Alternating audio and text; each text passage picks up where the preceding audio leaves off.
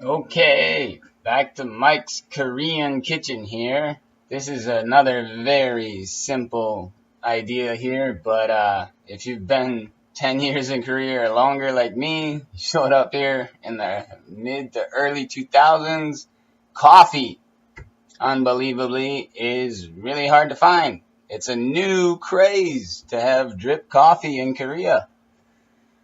Most of us, if we were here in 2000 and 2004, this is what we know as coffee. It's a little packet, and they usually just drink little cups for one packet. So, if you want a cup of coffee like this, it takes you about 2 packets to get a desired flavor. These are not anything like freeze-dried instant coffee such as Folgers. This is a little bit of freeze-dried coffee and a lot of cream and sugar. It tastes very different than what most people would associate coffee with. And it's very weak coffee, so 3 for a mug like this. This is your standard mug. This is my favorite mug. As you can tell, I'm a big Alice in Wonderland fan. I love that stuff. And milk and sugar in a normal Americano. I don't know what they call that in America, because Americano is just black coffee. That's how they view it in Korea. Americano is black coffee. No milk, no sugar, black. So, if you go to a coffee shop, even today, there are many coffee shops, Cafe Bene, Starbucks, Tom and Tom's, a bunch of names Americans probably never heard of except for Starbucks, as far as I'm aware. I don't know about Cafe Bene or those places, Tom and Tom's, a Twosome Cafe. I don't know if they're in America. Starbucks is.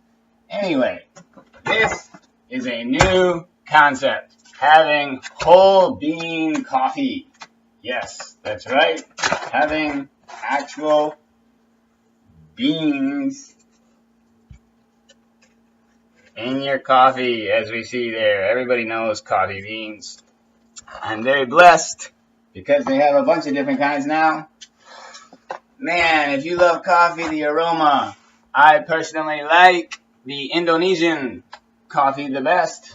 In Korea, Jamaican Blue Mountain is just starting, but it's very expensive. This is 1 kilogram or 2.2 pounds of coffee. It's about 23,000, somewhere around there. It's in the $20 range, $20 to $22 for that. And of course, you need a coffee grinder. These were very rare back in the early 2000s. Now, you can go anywhere and find a coffee grinder for $20 to $30. Great to just use the cap as a measuring cup. So, fill up our cap. I like a nice full cap. I'm making a full pot of coffee.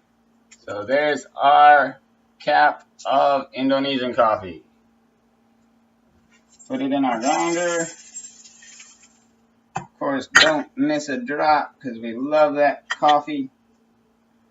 Top's on. Pardon the noise.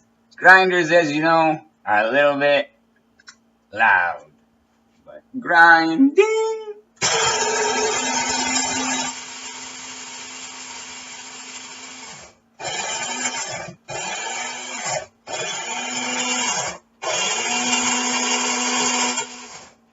Shake it up a little. I like very finely ground. So, this is the level of fineness I like in my coffee. So, now we add that to our wonderful coffee filter.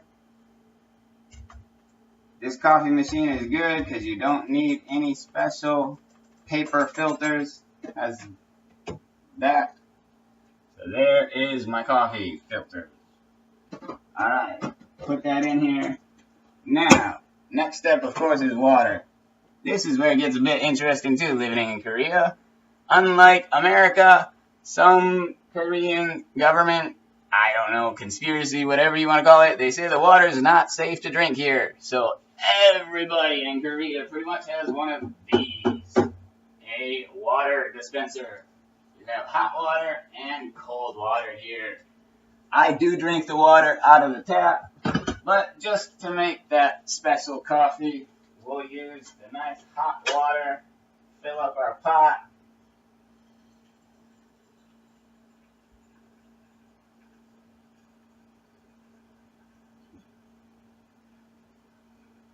And in Ansang, where I live, I'd say that the water is fine to drink.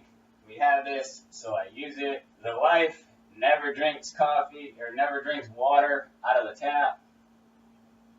Many Koreans do not drink coffee out of the tap. It is safe to drink as far as I'm aware. I've never had an issue drinking the water here, but people insist don't drink the water in Korea. I say don't drink the water in Mexico, don't drink the water in the Philippines. Those are countries I would say. Korea's water, personally, is decent to drink. However, most of us have a water filter. So of course, pour our water in here.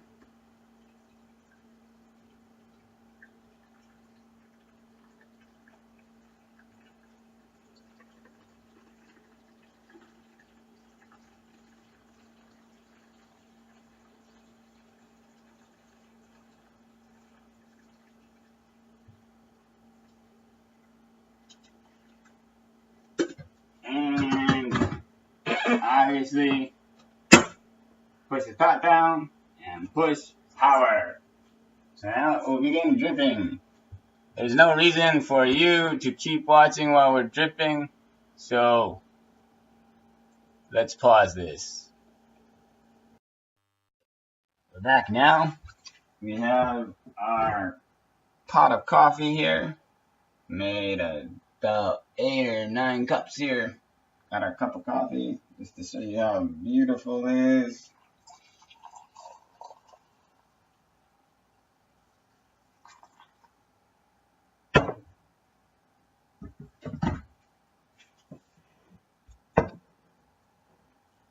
What a wonderful cup of black coffee that is. Now, I love Indonesian coffee. I love black coffee. I used to, in high school especially, if any of you know me from high school.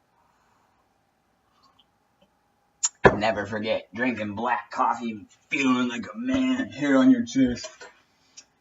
I, however, do like to add milk and sugar. Now, sugar is easy to get in a coffee shop anywhere in Korea. So that's not a problem. I usually add about 3 small spoons here. And then here is some milk in Korea. This is a impossible thing to get added to your coffee, or it's a very special coffee shop in Korea if you want milk in your coffee. I don't know why. I don't understand it. McDonald's will give you milk in your coffee here in Korea if you want it, but I just put a splash of milk in there. Always clouds in my coffee. Never forget that Carly Simon there. Clouds in my coffee. Clouds in my coffee. I'm not a singer. So, most Koreans feel this is Americano. You don't do anything but drink this. It is not anything but a bitter black coffee. However, I don't know what Americano is.